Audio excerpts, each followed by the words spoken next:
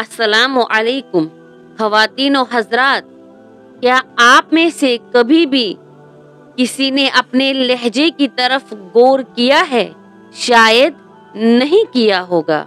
तो मुझे आप अपने सिर्फ 2 मिनट दीजिए। हमारे इस तल्ख लहजे के बारे में चंद बातें अर्ज करूंगी। क्या आपको मालूम है कि हमारा ये तल्ख लहजा किसी को भी बहुत गहरी तकलीफ में डाल सकता है। हमें जब जिस्मानी तकलीफ होती है तो उस तकलीफ को बर्दाश्त किया जा सकता है, मगर तल्ख लहजे की वजह से जब किसी को तकलीफ होती है, वो ज़हनी अज़ियत इंसान को जीते जी मार देती है। जिस्म पे जो चोट लगती है तो सिर्फ एक बार लगती है, तो चंद दिन गुजरने के बाद वो तकलीफ खत्म हो जाती है।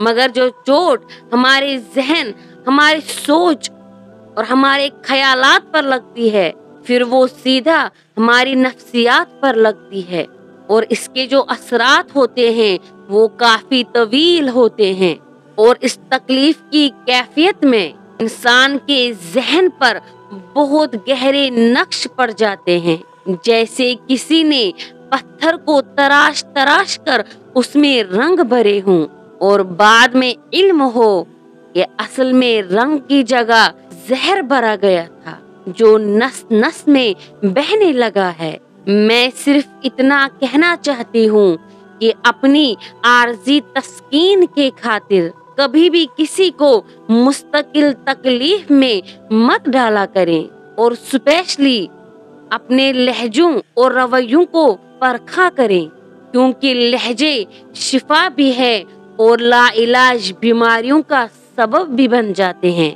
तो मेहरबानी करके अपने लहजों को सख्त मत बनाएं, तल्ख मत बनाएं, क्योंकि आपका तल्ख लहजा किसी को गहरी तकलीफ में डाल सकता है और ऐसी तकलीफें लाइलाज बन जाती है जिससे इंसान हमेशा के लिए ज़हनी माजूर बन जाता है।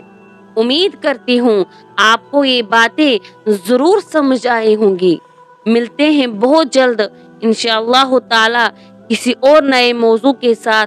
तब तक के लिए अल्लाह हाफिज।